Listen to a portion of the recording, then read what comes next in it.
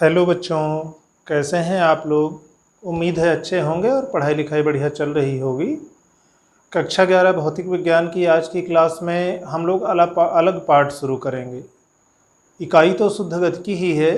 NCERT में ये पाठ समतल में गति के नाम से है। इस पाठ में हम लोग एक तो सदिश राशियों के बारे में पढ़ेंगे, दूसरा प्रक्षेप्य गति के बारे में पढ़ेंगे और तीसरा एक समान वृत्तीय गति के बारे में पढ़ेंगे। कई पुस्तकों में ये टॉपिक अलग अलग पाठ के नाम से दिए हुए हैं। सदिश राशियाँ या सदिश राशियों का विश्लेषण एक अलग पाठ है, एक समान वृत्तीय गति एक अलग पाठ है और प्रक्षेप्य गति एक अलग पाठ है। कहीं कहीं पर सदिश राशि के साथ प्रक्षेप्य गति जुड़ा हुआ है। कुल मिला के हमारा मतलब ये है, अभी हम फिलहाल एनसीईआरटी को फॉलो करेंगे। तो एनसीईआरटी में ये तीनों पाठ, मतलब जो कई अन्य पुस्तकों में ये तीन अलग अलग पाठ हैं, एनसीईआरटी में ये तीनों समतल में एक गति के नाम से एक पाठ में है। चौथे नंबर पर ये पाठ है। तो अभी तक हम लोग सरल रेखा में गति पढ़ रहे थे, अब आते हैं एक समतल में गति। तो शुरुआत करते हैं इस नए पाठ की। सरल रेखा में गति में क्या था, कोई वस्तु है एक सरल रेखा में गति कर रही है, वहाँ पर हमारे पास केवल दो संभव दिशाएं थी। या तो वो अगर गति कर रही है तो या तो वस्तु इस दिशा में जा रही होगी या तो वस्तु इस दिशा में जा रही होगी। अगर आपने सीमित कर दिया है कि हमें इसी सरल रेखा में ही गति करना है तो वहाँ इसीलिए हम लोग कई बार वेग के बजाय चाल कहते थे, या कह लेते थे कि वेग के परिमाण को हम लोग चाल कह रहे हैं। मान लो गतिमान वस्तु का जब हम वेग कहते थे, वेग का कॉन्सेप्ट ज़्यादा अच्छे से समझ में आएगा। और एक समतल में गति का, एक समतल में गति क्या है, जैसे मान लो इस बोर्ड पे आप गति कर रहे हो, ठीक है। यहाँ के लिए अगर आप ये बता दो कि एक सरल रेखा में हम गति कर रहे हैं, मान लो कि इसको आप कह रहे हो कि ये संदर्भ बिंदु है या मूल बिंदु है, इससे आप इधर की ओर जा रहे हो तो ये धनात्मक दिशा है, इससे पीछे की ओर आ रहे हो तो ऋणात्मक दिशा है, ठीक।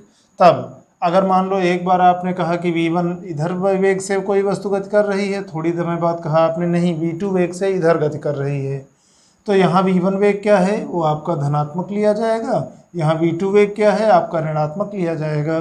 तो वहाँ पर हमारे पास केवल दो संभव दिशाएं थीं। अब v1 का जो भी मान रहा होता, मान लो v1 बराबर 10 मीटर प्रति सेकंड है, तो बस केवल आपको इतना बताना रहता कि कोई वस्तु 10 मीटर प्रति सेकंड के वेग से इस जो स्थिर बिंदु था इससे दूर जा रही है ना। लेकिन अगर यही v बराबर, अभी क्या दूसरा उदाहरण लेते हैं कि कोई वस्तु 10 मीटर प्रति सेकंड के वेग से गतिमान है, लेकिन अब हम ये कह रहे हैं कि इस रेखा के अनुदिश गति करने की बाध्यता नहीं है। अब आप इस पूरे बोर्ड में किसी भी दिशा में गति कर सकते हो सकता है एक बार आप कहो कि हमारा v1 इस दिशा में है, एक बार कहो कि नहीं इस दिशा में जा रहा है, कभी कह सकते हो इस दिशा में जा रहा है, कभी इस दिशा में जा रहा है। तो ये सब अलग अलग बातें होंगी। यहाँ जैसे केवल आप +10 मीटर प्रति सेकंड या -10 मीटर प्रति सेकंड कह के काम चला लेते थे, यहाँ उतने से काम नहीं चलेगा। यहाँ आपको साथ में दिशा भी बतानी पड़ेगी, नहीं तो अगला समझ नहीं पाएगा कि किधर के लिए आप कह रहे हो। इधर की ओर की दिशा में है तो कुछ और, इधर की ओर की दिशा में कुछ अलग बात होगी, इधर कुछ अलग बात होगी। तो अब हमें खाली इसका परिमाण बताने से या मात्रक बताने से काम नहीं चलेगा, हमें दिशा भी साथ में बतानी पड़ेगी। तो हम लोग एक समतल में गति में, प्रक्षेप्य गति भी एक समतल में गति का उदाहरण है, जिसमें हम केवल एक सरल रेखा तक नहीं सीमित रहते हैं, हम दो विमाओं में आ जाते हैं। एक ये जिसको हम लंबाई या चौड़ाई कह सकते हैं, जैसे एक फर्श में गति, किसी दीवार के अनुदिश गति, जैसे बोर्ड के तल में गति। तो किसी एक समतल में जब वस्तु गति कर रही है तो वो समतल में गति का उदाहरण है प्रक्षेप्य गति। एक समान वृत्तीय गति, समतल में गति के उदाहरण है दो, उनके बारे में हम लोग पढ़ेंगे। और उसके पहले सदिश राशियों के बारे में, ताकि उनका हम वहाँ उपयोग कर सकें अगर ज़रूरत हो तो अभी भौतिक राशियों के अगर हम वर्गीकरण की बात करें तो भौतिक राशियों को हम लोग मुख्य रूप से 3 भागों में बांट सकते हैं। कौन कौन सी हो सकती हैं, मतलब जो भी भौतिक राशियाँ हैं 2-3 प्रकार से आप बांट सकते हो। कौन कौन सी, एक जिसमें आपको केवल उनका मान बताना होता है, अनुपात बताना होता है, कोई एक संख्या बतानी होती है, मात्रक की भी चिंता नहीं करनी। जैसे आपका हो गया आपेक्षिक घनत्व, ठीक।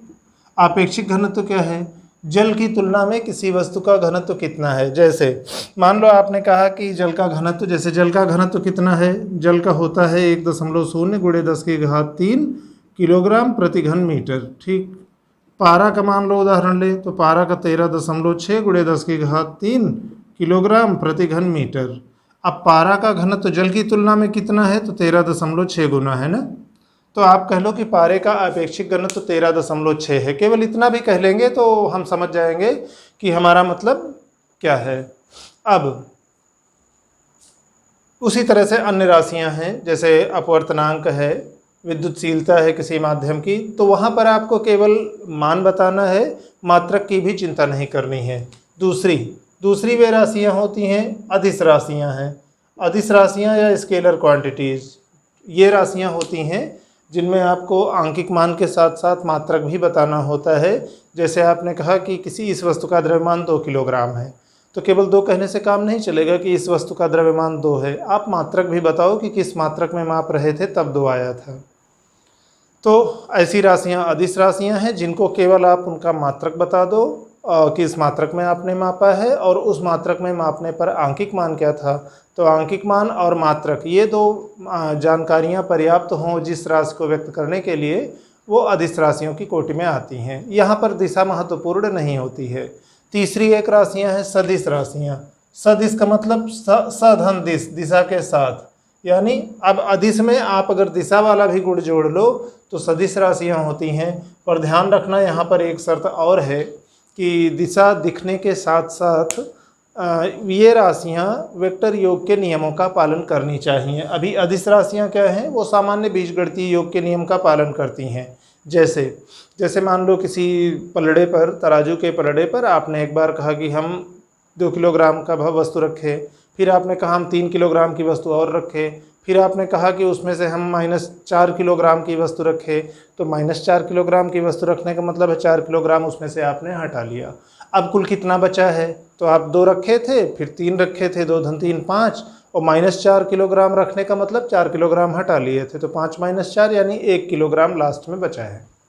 तो यहाँ पर सामान्य बीजगणितीय नियम से आप देख सकते हो, प्लस माइनस चिन्ह का ध्यान रखते हुए। पर सदिश राशियों में दिशा भी महत्वपूर्ण होती है, यानी क्या क्या चाहिए आपको, आंकिक मान चाहिए, मात्रक चाहिए और दिशा चाहिए। दिशा के साथ साथ ये भी, अभी कुछ राशियां ऐसी होती हैं कि वहाँ आपको दिशा दिखेगी पर वो अदिश राशियां होती हैं, सदिश नहीं होती। अभी आते हैं उन पर, पहले सदिश के बारे में थोड़ा और बात करने। तो सदिश राशियां का मतलब वे भौतिक राशियां जिनको पूर्णतया व्यक्त करने के लिए आंकिक मान यानी परिमाण और मात्रक के साथ साथ दिशा की भी आवश्यकता होती है, और ये राशियां वेक्टर योग के नियमों का पालन करती हैं। कई बार हम लोग वेक्टर के योग के क्रम विनिमय नियम का पालन कहते हैं, कई बार साहचर्य नियम का पालन कहती हैं।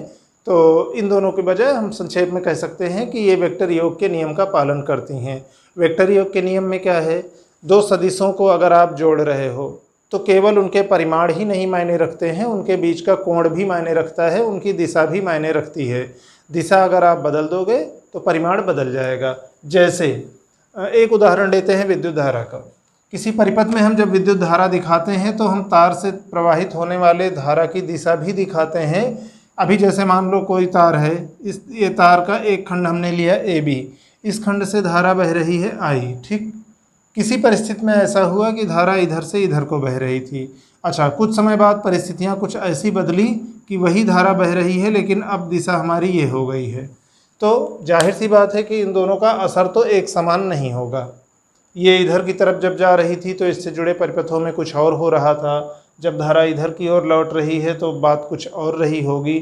लेकिन दिशा दिखने के साथ साथ फिर भी इसे हम अदिश राशि कहते हैं। क्यों? ये योग के वेक्टर नियम का पालन नहीं करती है। कैसे?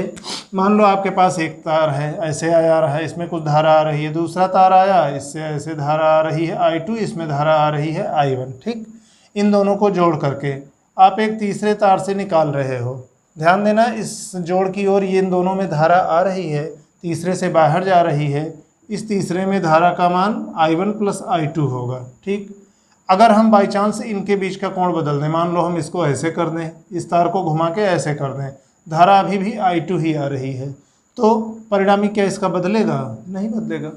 2 तारों को जोड़ रहे हो, उनके बीच का कोण भले आप बदल दो पर परिणामी नहीं बदल रहा है, यानी परिणामी इनके कोण पर, दिशा पर निर्भर नहीं कर रहा है। तो इसका मतलब ये अदिश राशि है। तो ठीक है, अब थोड़ा सा इनके बारे में पहले लिख लेते हैं, अदिश राशियाँ और सदिश राशियों के बारे में परिभाषा टाइप का, फिर आगे बढ़ते हैं।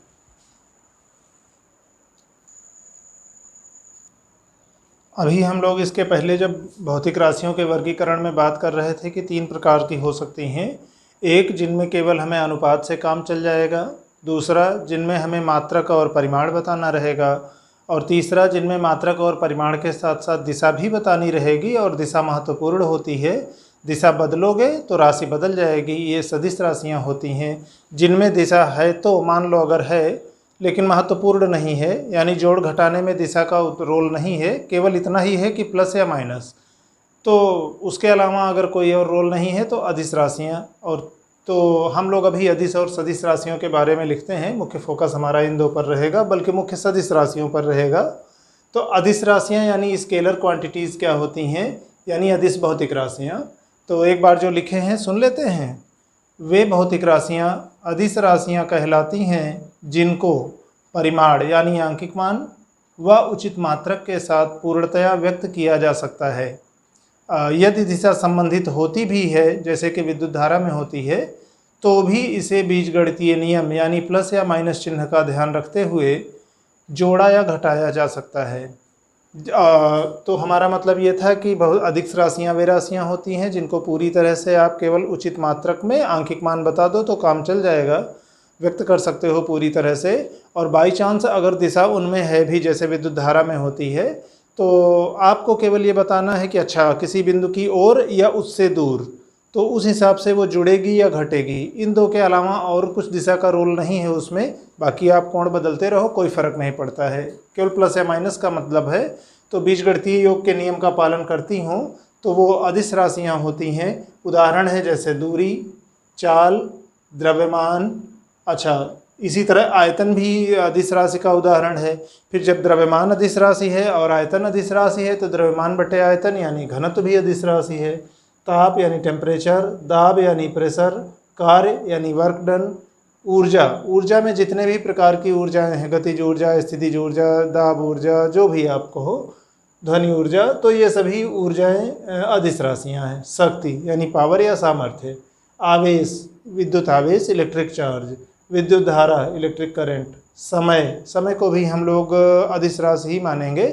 किसी भी एक संदर्भ बिंदु के सापेक्ष उससे बाद का समय है, मान लो धनात्मक ले रहे हैं तो पहले के समय को ऋणात्मक लेंगे। तो जैसे विद्युत धारा में था, केवल 2 समयों को बीच का अंतराल अगर आपको बताना है कि अच्छा इस समय और इस समय के बीच में कितना अंतराल है, तो अगर वो संदर्भ बिंदु के एक तरफ है, दूसरा दूसरी तरफ है, तो आप घटा लो। या जैसे मान लो हम संदर्भ बिंदु ईसा मसीह के जन्म को मानते हैं, तो वहाँ से ईसवी संवत अगर शुरू होता है तो मान लो 2 घटनाएं हैं, एक हमने कहा 1970 में घटित हुई, एक 1980 में घटित हुई, तो दोनों के बीच का अंतराल सीधे आप 80 - 70, 1980 - 1970 करके निकाल सकते हो। तो फिलहाल आवर्तकाल, आवर्तकाल भी एक प्रकार का समय या समय अंतराल ही है, तो वो भी अदिश राशि। आवृत्ति, विभव, विभव में जैसे गुरुत्वीय विभव, विद्युत विभव, ये सभी अदिश राशियाँ होंगी। फिर आते हैं दूसरी सदिश राशियों पर यानी वेक्टर क्वांटिटीज़ पर। परिभाषा एक बार देख लेते हैं। वे भौतिक राशियाँ सदिश राशियाँ कहलाती हैं जिनको पूर्णतयः, ध्यान दीजिए हमने यहाँ पूर्णतयः लिखा था, यहाँ पूर्णतयः लिखा है, लिख सकते हैं दोनों में से किसी तरह से, इसका मतलब पूरी तरह से। तो जिनको पूर्णतयः व्यक्त करने के लिए उचित मात्रक व परिमाण, परिमाण यानी आंकिक मान, मैग्नीट्यूड या न्यूमेरिकल वैल्यू के साथ साथ दिशा भी आवश्यक होती है, तो उन राशियों को हम सदिश राशियाँ कहते हैं। जिनमें दिशा भी आवश्यक होती है, और ये आवश्यकता खाली ये विद्युत धारा टाइप की नहीं है। इन राशियों में केवल दिशा बदलने पर भी राशि बदल जाती है। जैसे हम लोग उदाहरण दे रहे थे, जैसे मान लो आप किसी वस्तु पर बल लगा रहे हो, ठीक, मान लो ये मार्कर है, इस पर हम बल लगा रहे हैं। हमने कहा 2 न्यूटन का बल लगा रहे हैं। अब 2 न्यूटन के बल में खाली इतने से तो काम चलेगा नहीं। अगर हम इधर की ओर बल लगा रहे हैं तो इधर जाएगा, इधर की ओर बल लगा रहे हैं तो इधर आएगा, इधर से बल लगा रहे हैं तो इधर जाएगा। अच्छा, खाली ऐसा नहीं कि 4 ही दिशाएं हैं, मान लो हम तिरछा बल लगा रहे हैं तो कुछ और प्रभाव होगा। यानी दिशा यहाँ पर महत्वपूर्ण है। दिशा आप बदल दोगे तो प्रभाव बदल जाएगा, यानी राशि बदल जाएगी। तो पहली बात तो ये कि इन राशियों में केवल दिशा बदलने पर भी राशि बदल जाती है, और सदिश राशि होने की एक अनिवार्य शर्त यह है कि इन राशियों को, जिन्हें आप सदिश राशियां कह रहे हो, ये सदिश योग के नियमों का पालन करेंगी, या कई बार नियम की जगह क्रम विनिमय नियम लिखा रहता है, या सदिश योग के क्रम विनिमय नियमों का पालन करती हैं। सदिश योग के नियमों में क्या है, दो राशियों के बीच का अगर आप कोण बदलते हो तो परिणामी का मान बदल जाएगा। इसमें अदिश में क्या था, कोण बदलने पर ही केवल नहीं बदलेगा, खाली इतना मायने रखता है कि प्लस या माइनस उसकी ओर या उससे दूर की ओर। तो यहाँ उसकी ओर वाले में भी थोड़ा थोड़ा कोण बदलते जाओगे तो मान बदलता जाएगा। तो अब कुल मिला के एक तरह से आप कह सकते हो हमारे पास 4 शर्तें हैं सदिश राशि होने के लिए। एक, उचित मात्रक के साथ आंकिक मान होना चाहिए, 2 हो गए। तीसरा, उसमें दिशा होनी चाहिए। और चौथी बात, दो सदिश राशियाँ एक दूसरे से जब आप जोड़ोगे या घटाओगे तो वेक्टर योग के नियमों का पालन करनी चाहिए, बीजगणितीय योग के नियमों का नहीं। उदाहरण इनके देखते हैं, जैसे स्थिति, स्थिति का मतलब पोजीशन, केवल स्थिति भी आप ध्यान दीजिए। जैसे मान लो आपके घर से आपके विद्यालय की दूरी 2 किलोमीटर है, तो दूरी जब आप 2 किलोमीटर कहते हो तो आप खाली ये बता रहे हो कि ठीक है, हम जिस रास्ते से होकर जाते हैं उस रास्ते से दूरी 2 किलोमीटर है। हो सकता है आप रास्ता बदल दो तो विद्यालय की दूरी बदल जाएगी। आपका घर भी वहीं, विद्यालय भी वहीं, पर रास्ता आपने बदल दिया तो आपके विद्यालय की दूरी बदल जाएगी। लेकिन अगर विद्यालय की स्थिति कहो, मान लो आपका घर यहाँ है, विद्यालय आपका यहाँ है, तो ये मान लो आपका घर है, होम है, ये विद्यालय यानी स्कूल है। और दिशा के हिसाब से अगर आप इस तरह कहो कि ठीक है, इधर हम नॉर्थ ले रहे, इधर साउथ ले रहे, इधर ईस्ट ले रहे, इधर वेस्ट ले रहे, तो यहाँ से यहाँ की ओर मिलाने वाली ये जो सरल रेखा है, आप खाली कोण बता दो कि अच्छा, पूरब की दिशा से 20 अंश का कोण बनाते हुए जब उत्तर की ओर हम 2 किलोमीटर दूर चलते हैं तो हमें हमारा विद्यालय मिल जाता है। तो ये स्थिति इसकी हो गई ना। सही से ही तो आप तब बता पाओगे कि 2 किलोमीटर किधर, कि पूरब की दिशा से 20 अंश मुड़ करके उत्तर की ओर जब हम चलते हैं तो 2 किलोमीटर दूरी पर हमें विद्यालय मिलता है। तो इसका मतलब स्थिति या पोजीशन ये हमारी सदिश राशि है। विस्थापन का मतलब कुछ इसी तरह से है कि इस बिंदु के सापेक्ष ही इसका विस्थापन अगर आप देखो तो दो अंतिम स्थान और प्रारंभिक स्थान के बीच का जो न्यूनतम सरल रेखीय विस्थापन है वहाँ भी दिशा निश्चित होती है, तो विस्थापन भी सदिश राशि है। फिर विस्थापन बटे समय करते हैं तो वेग भी सदिश राशि है। फिर वेग परिवर्तन बटे त्वरण करते हैं तो वेग परिवर्तन बटे समय करते हैं तो त्वरण मिलता है, वो भी सदिश राशि है। बल जैसे होता है द्रव्यमान गुणे क्षेत्रफल F बराबर ma, तो बल भी सदिश राशि है। संवेग P बराबर mv, m द्रव्यमान v वेग, संवेग भी सदिश राशि है। आवेग, किसी वस्तु पर बल थोड़े समय के लिए लगाएं तो F डेल्टा T, F सदिश राशि तो आवेग भी सदिश राशि है। क्षेत्र की तीव्रताएं, जैसे विद्युत क्षेत्र की तीव्रता, गुरुत्वीय क्षेत्र की तीव्रता, चुंबकीय क्षेत्र की तीव्रता, ये सभी सदिश राशियाँ हैं। तो ये सदिश राशियों के कुछ उदाहरण थे। इसके बाद अब हम लोग देखते हैं कि सदिश राशि को हम लोग प्रदर्शित कैसे करते हैं। अगली बात पर हम लोग आते हैं, सदिश तथा संकेतन पद्धति। वास्तव में बोर्ड में जिस तरह से पाठ्यक्रम में जो शब्द दिए रहते हैं मैं प्रायः उन शब्दों को लिखता हूं, तो थोड़ा अटपटा आपको भले लगेगा, लेकिन कोशिश मेरी ये रहती है कि पाठ्यक्रम में जो जो शब्द दिए हैं वो लगभग सारे कवर कर लें। फिर ठीक है, उनको अलग रूप में हम कैसे कहेंगे। जैसे सिलेबस का एक हिस्सा है सदिश तथा संकेतन पद्धति, यानी vectors and notation system. Notation मतलब उनको व्यक्त करने का तरीका, या दूसरी तरह से आप कह सकते हो सदिशों को आप कैसे निरूपित करते हो, व्यक्त करते हो संकेत के रूप में। तो सदिशों को चित्रात्मक रूप से हम एक तीर लगा के व्यक्त करते हैं। ठीक, इस तीर में अभी जैसे ये क्या है, ये उसका शीर्ष है, ये क्या है, ये इसकी पूंछ है या पुच्छ है। पूंछ है तो इसको आप टेल कह सकते हो, शीर्ष है तो इसको आप हेड कहते हो, संक्षेप में इसको केवल यच कह सकते हो, इसको खाली टी कह सकते हो। ठीक, और इस तीर की लंबाई, ये इसका स्टार्टिंग पॉइंट है, शुरुआत यहाँ से हो रही है, इस दिशा में ये वेक्टर जा रहा है, और इस तीर की लंबाई इस वेक्टर के परिमाण को व्यक्त करेगी। जैसे मान लो हमारे पास एक बार दिया है कि एक सदिश राशि ये ए है और दूसरी सदिश राशि इसी दिशा में है, लेकिन इसकी वाली जो तीर है वो उससे 2 गुना लंबी है, तो इसका मतलब है कि बी का परिमाण ए के परिमाण का 2 गुना है। ठीक, तो 2 चीज़ें, तीर से पहली बात तो हम ग्राफीय रूप से या चित्रात्मक रूप से हम किसी वेक्टर को प्रदर्शित करते हैं, और इसमें क्या रहता है, जैसे तीर हमारा रहता है ना, तीर या बाण, आप उसको चलाओ तो जिस दिशा में तीर की ये नोक होती है उस दिशा में वो आगे जाता है। यानी ये हमारी क्या हो जाएगी, वेक्टर के आगे बढ़ने की दिशा को व्यक्त करेगा। तो तीर की दिशा वेक्टर की दिशा को व्यक्त करती है, सदिश की दिशा को व्यक्त करती है, और तीर की लंबाई उस वेक्टर के परिमाण को व्यक्त करती है। ये दो चीज़ें हो गई। और प्रतीक रूप में हम लोग दूसरा कैसे व्यक्त करते हैं, जैसे ध्यान दो, हमने यहाँ ए और बी कहा था। तो जैसे कोई भी है, हम लोग कई बार अंग्रेजी के कैपिटल लेटर को लिख लेते हैं। जैसे मान लो बल है, बल को फोर्स कहते हैं, फोर्स को हम कैपिटल एफ लिख लिए और उसके ऊपर तीर लगा लिए। किताब में तो मान लो ये मोटे से लिखा रहता है कि बाकी अक्षर पतले रहेंगे, ये वाला थोड़ा मोटा रहेगा, आपने ऐसे लिख लिया। पर हम लोग ऐसे नहीं लिखेंगे ना, बोल्ड लेटर्स में नहीं लिखेंगे, हम लोग सीधे लेटर लिख के ऊपर एक तीर लगा लेंगे, या कभी कभी संक्षेप में इस तरह की तीर लगाते हैं कि उसकी नोक समझो टूट गई है। फिलहाल ज़्यादातर हम लोग इस नोटेशन का प्रयोग करेंगे, इसका प्रयोग करेंगे औसत के रूप में, जहाँ पर हम औसत देख रहे हो। तो दूसरा क्या है, अंग्रेजी के कैपिटल लेटर से हम उस राशि को किसी एक लेटर से प्रदर्शित करते हैं, उस लेटर के ऊपर एक तीर लगा देते हैं, तो उससे हो जाता है कि अच्छा ये सदिश राशि को व्यक्त कर रहा है, और बराबर का चिन्ह लगा के उचित मात्रक के साथ उसका मान लिख लेंगे और आगे दिशा इंगित कर लेंगे कि किस दिशा में है। तो अगर आप ग्राफीय रूप से चित्र के रूप में व्यक्त कर रहे हो तो एक तीर द्वारा व्यक्त करते हैं, अदरवाइज हम अंग्रेज उसके प्रतीक को एक कैपिटल लेटर से लिख करके, स्मॉल, अब ये नहीं कि कैपिटल ही कह दिए हैं तो कभी भी स्मॉल लेटर से नहीं व्यक्त करेंगे, प्रायः कैपिटल से करते हैं। बाकी जो भी है अंग्रेजी के लेटर्स से व्यक्त करके ऊपर एक तीर लगा देते हैं। अभी जैसे मान लो आप कहो कि यह बराबर यह में होता है, ठीक, अब ए त्वरण है, उसको हम स्मॉल ए से व्यक्त कर रहे हैं, तो आपको नहीं, हम तो कहे थे कि हम कैपिटल से ही व्यक्त करेंगे ए को, तो ऐसा नहीं है, ज़्यादातर कैपिटल से होता है, पर ठीक है स्मॉल भी रहेंगे। तो जो उस राशि का प्रतीक है उसके ऊपर आप तीर लगा लो तो समझ लो वेक्टर को व्यक्त कर रहा है। तो थोड़ा सा इसके बारे में लिख लेते हैं। देखिए, सदिशों के संकेतन पद्धति में अगर हम बात करें तो या सदिशों के निरूपण की बात करें, रिप्रेजेंटेशन ऑफ वेक्टर्स या नोटेशन सिस्टम्स ऑफ वेक्टर्स, तो एक बार जो लिखा है पढ़ते चलते हैं। सदिशों के निरूपण या संकेतन की ग्राफीय विधि या चित्रात्मक विधि में सदिश को यानी सदिश राशि को तीर एरो द्वारा प्रदर्शित किया जाता है।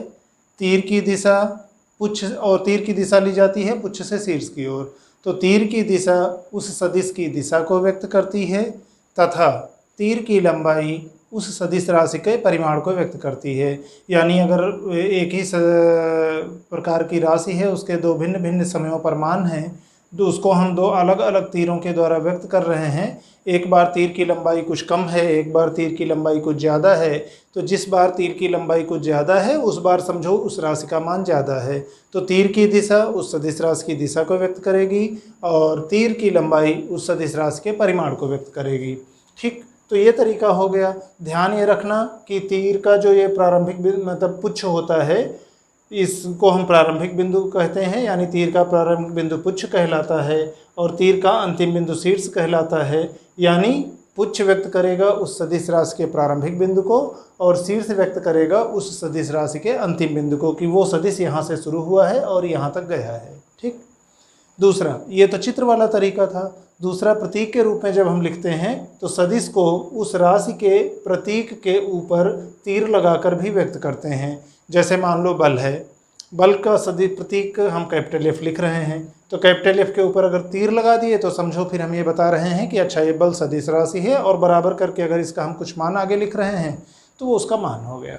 उसी तरह acceleration A, momentum linear momentum small P, intensity of electric field विद्युत क्षेत्र की तीव्रता कैपिटल ई। तो ये उदाहरण है कि किसी राशि का जो प्रतीक है सदिश राशि का, उसके प्रतीक के ऊपर आप तीर लगा दो तो समझ जाओ कि हम बता रहे हैं कि ये वेक्टर राशि है और वेक्टर प्रदर्शित करने का तरीका है। तो ये गणितीय तरीका हो गया, कह लो आप प्रतीकात्मक तरीका, और ये तीर यानी चित्रात्मक तरीका हो गया।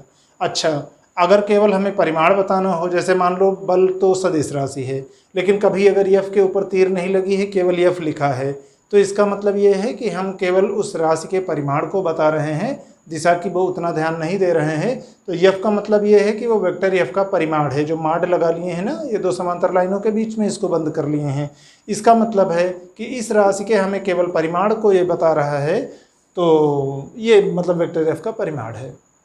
तो ठीक है, थ्योरेटिकल ही था, शुरुआत थी आज इस पाठ की। आज के लिए इतना ही। एक बार फिर से ध्यान दिला दें कि एनसीईआरटी की किताब में ये चौथे नंबर का पाठ है, समतल में गति, मोशन इन ए प्लेन या प्लेनर मोशन। और इस भाग को एनसीईआरटी में जो इस पाठ में हमें पढ़ना है वह अन्य किताबों में कई जगह 3 पाठों में बटा है, वे सदिश विश्लेषण, प्रक्षेप्य गति और एक समन्वृत्तीय गति को। तो इन तीनों को मिलाकर हम एक में पढ़ेंगे। और अभी फिलहाल इसको हम शुद्ध गतिकी के इकाई का नाम शुद्ध गतिकी है, काइनेमेटिक्स, तो उसी के अंतर्गत शामिल करते हुए चलेंगे। वीडियो का जो कलेक्शन रखेंगे, सेट रखेंगे, हम वो इकाई के नाम के हिसाब से ज़्यादातर में रखेंगे कि बहुत ज़्यादा आपके पास प्ले लिस्ट में ना हो रहे, लिस्ट ना रहें। तो ठीक है, आज के लिए इतना ही। आप लोग बाकी पढ़ाई लिखाई करते रहिए। धन्यवाद।